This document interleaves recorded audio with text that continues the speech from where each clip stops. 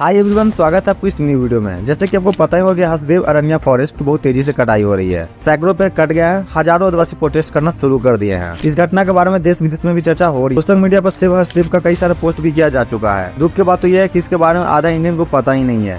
Main media इसके बारे में कोई चर्चा कर ही नहीं रही है। हमारी मीडिया सिर्फ सीमा और सचिन के प्रेम कहानी के ऊपर चर्चा करती है। 1878 स्क्वायर किलोमीटर का फॉरेस्ट कट रहा है और इसकी जानकारी मेन मीडिया जनता को दे ही नहीं रही है। और कई सारे हाथी बेघर हो गए हैं और 3 हाथी की हत्या भी हो चुका है। तो आज की वीडियो में इन्हीं टॉपिक के ऊपर बात करेंगे पूरी डिटेल में।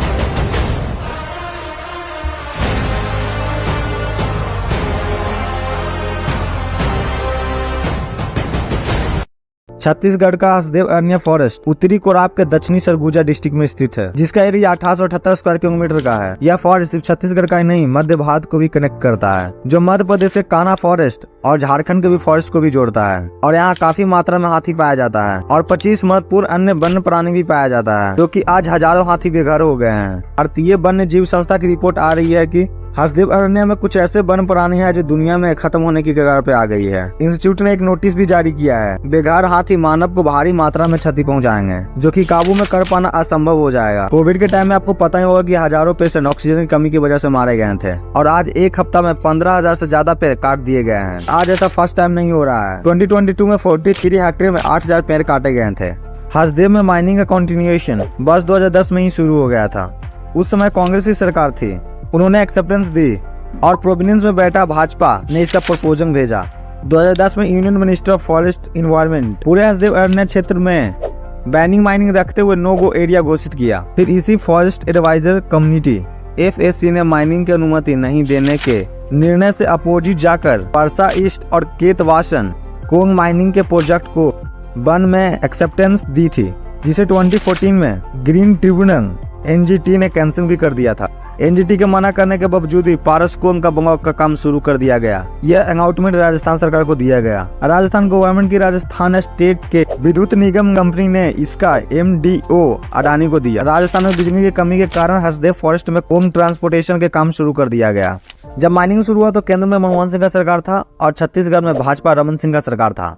इसके बाद शुरू हुई दोनों सरकार के बीच राजनीतिक गेम। वक्त गुजरता गया और कांग्रेस सरकार छत्तीसगढ़ की सत्ता में आई। ग्रामीणों को भरोसा हो गया कि कांग्रेस सरकार अब माइनिंग नहीं करवाएगी और पेड़ नहीं कटेंगे, बट ऐसा कुछ भी नहीं होता है। कांग्रेस सरकार में भी प्रशासन शक्ति दिखाते हुए 2022 में पेड़ों की कटाई की और 3 हेक्टेयर में 8,000 पेड़ काटे गए। इसके दौरान भाजपा के नेता ने खूब विरोध किया। डिप्टी CM TS सिंहदेव ने खुद को पर्यावरण प्रेमी बताया। बाद में TS सिंहदेव ने हसदेव अरण्य पहुंचे और वहां के आदिवासियों से बात की। परसा के एक्सटेंशन 2 जो पहले से खदान चल रही है, वो एक अलग स्थिति है। वहाँ का जो काम चल रहा है, जहाँ पर अभी पेड़ की कटाई हुई है, ये पहले के शासन के समय, बल्कि कांग्रेस का शासन जब था दिल्ली में। के बाद हसदेव में पेड़ों की कटाई रोक दी गई। 2022 में विधानसभा की सरकार में कांग्रेस की सत्ता बाहर हो गई और छत्तीसगढ़ में भाजपा की सरकार बन गई। नवंबर को भाजपा के मुख्यमंत्री विष्णुदेव साय ने शपथ ग्रहण किया। मंत्रिमंडल का गठन भी नहीं हुआ। शपथ ग्रहण के 7वें दिन हसदेव में पेड़ों की कटाई फिर से शुरू हो गई। इस बार 91 हेक्टेयर के 15,307 पेड़ की कटाई भी हो गई और खुद को पर्यावरण प्रेमी बताने वाला भाजपा सरकार के नेता चुप्पी साध कर बैठे हुई है। कांग्रेस के राष्ट्रीय नेता राहुल गांधी ने मोहनपुर और कुदमुरा के ग्रामीणों के साथ बात किया और बड़े बड़े वादा किया और खुद को उनके साथ बताया, बट इसका असर बीजेपी पर नहीं देखा गया। बट ग्रामीण अपने वन को बचाने की तमाम कोशिश कर रहे हैं। ग्राम हरिहरपुर में 2 मार्च 2022 में ही वन बचाने के लिए संघर्ष कर रहे हैं। हसदेव अरण्य बचाओ संघर्ष के समिति के मेंबर प्रोटेस्ट कर रहे हैं। यह 1 वर्ष 10 महीने और 5 दिन से प्रोटेस्ट कर रहे हैं। हसदेव अरण्य क्षेत्र में कोंग माइनिंग को लेकर कई रुकावट है। एक तरफ जहाँ ये फॉरेस्ट के बायोडाइवर्सिटी के कारण नो गो एरिया घोषित है, तो वहीं दूसरी ओर अनुसूचित क्षेत्र होने के कारण यहाँ के ग्राम पंचायतों को पेस एक्ट प्रिविलेज भी मिला है।